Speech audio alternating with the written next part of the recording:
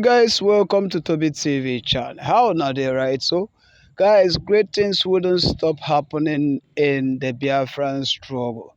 As the president of the United States of America, the person of Donald Trump, supports the United States of Biafra with the huge sum of 1 million US dollars. I'm going to let you guys to skate through this particular video, and please don't be in a hurry to skip off the video so as to be able to get all the facts that this particular video, okay, it's going to give you as information needed to stay updated of what's happening in our land. All right, so let's go straight into the video and I'll be right back. Powerful nation of the world is set to donate over 1 million US dollars into the USB fundraising team. Yes, this came as a shocker, and this happens to be one of the biggest news and updates we've received in this month of March. So in this video, we shall be discussing every single thing that's happened behind the scenes and all of the events that led to this point in time where the president of USA have chosen and opted in to donate 1 million US dollars. This video is going to be a very, very interesting one, and I will urge you to watch it up until the very, very end. So let's begin. But first thing first, you need to know and understand one thing. As we speak, the current president of the USA has suspended and stopped all forms of donations to the third world countries and to countries in need. Well, for example, take a look at this publication coming from the BBC, released on the 7th of February 2025, this same year, where it states, "What is USAID and why is Trump poised to close it down?" It also went a step further to give us more clarification and a better picture. Take a look at the highlighted part of this publication, an article where it states, "The president of the USA posted on his Truth social page on Friday that the USAID's spending is totally unexplainable. Close it down." So as you can see, the president of the USA has stopped and suspended or even halted all forms of contributions, donations, and aid to third world countries and developing countries of the world, including Nigeria, India, Ghana, South Africa, and so on and so forth. But why did the president of the USA choose to donate into the USB struggle and quest? Well, this whole thing all kickstarted on the 25th of January of 2017, when an American news publication known as Africa in Transition published an article on its website. Showing right now on your screen is this article where it states, "The USB and the USA-Nigeria relationship." It also went a step further to give us more clarity. Take a look at the highlighted part of this article where it states, "On the US inauguration day, the USB staged a rally in Port Harcourt to support of American president." According to a movement spokesman, the USB supports the current president of the USA because he favors self-governance and rights of self-determination. And this, like I said, was recorded on the 5th of January 2017. But then something happened in that particular day. Something happened the day members of the USB came out in Port Harcourt to hold a rally in favor of the sitting president of the USA. So the question here is, what really happened? Well, take a look at this publication where it stated, according to some media sources, the Nigerian police unalived 11 demonstrators and arrested more than 65. So as you can see, the day USB members came out to hold a rally in Port Harcourt back in 2017, the Nigerian police shot and unalived some of its supporters and members. Well, showing right now on your screen is that day and time, the day a rally was held in Port Harcourt. As you can see, this looks like a peaceful protest. These individuals holding placards and flags and all of those stuff. This looked like a peaceful protest, but the Nigerian police came out to fire live arms on these individuals. Well, that incident did not sit well with the USA, and that is why a popular organization known as the Amnesty International covered the whole event word for word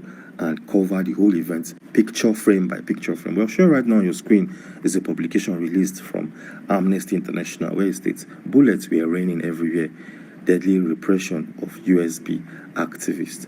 A couple of days later, this Amnesty International wrote a letter and documented the whole event that unfolded in Port Harcourt and sent it to the US president at that time. And like I said, this was back in 2017. Yes, and this was the very first time that the sitting president of the USA, the current president of the USA, got to know about the USB because the Amnesty International wrote and documented proper files. The president of the USA saw the videos, saw all the news articles and publications, and he got to know about the struggle.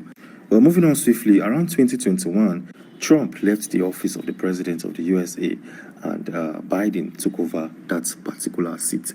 So at that point in time, all the processes to donate or help the USB was placed on hold because Mr. Trump had no legislative power when or after he left the office of the president of the most powerful nation of the world. But then, on the 21st of January 2024, January of last year, Mr. Simon made a post on his X page that drew the attention of Trump yet again. What is that post and what is the tweet? Well, shown right now on your screen is the day and time when Mr. Simon asked individuals from all parts of the world to donate into the USB struggle. As you can see, it states those looking for where to donate.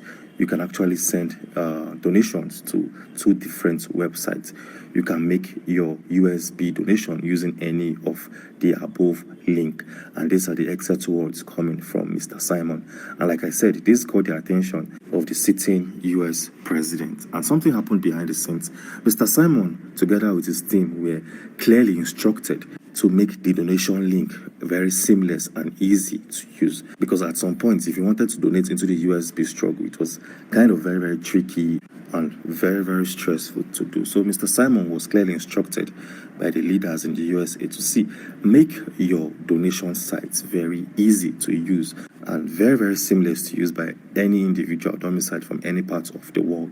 Interestingly, Mr. Simon, together with his team, they all listened to the advice coming from top individuals, and that is why they created two payment platforms on their website. One can actually use PayPal to pay, and you can actually use your credit card or debit card to make payment into this funding. Yes, the moment Mr. Simon and his team made this quick fix on their payment platform on their website, top individuals from all part of the world donated into this struggle. Showing right now on your screen some of the top individuals and the families who paid and contributed hundreds of US dollars into the accounts of the USB. Yes, a lot of top individuals from Africa, from South America, and so on and so forth came together to pay or donate huge amounts of cash into this struggle known as USB. But then something interesting happened. A couple of weeks back, the Deputy Prime Minister of the USB, in the person of Ngozi Orabueze, traveled to Washington, D.C. to meet with individuals domiciled under the United States Department of Justice. Yes, she traveled to the USA to meet these individuals, seeking for funds and seeking for assistance, and also seeking for clearance from this particular group known as U.S. Department of Justice. Yes, just in case you don't know, this U.S. Department of Justice is known for granting funds and also granting reliefs to individuals, entities, and countries domiciled on all parts of the world.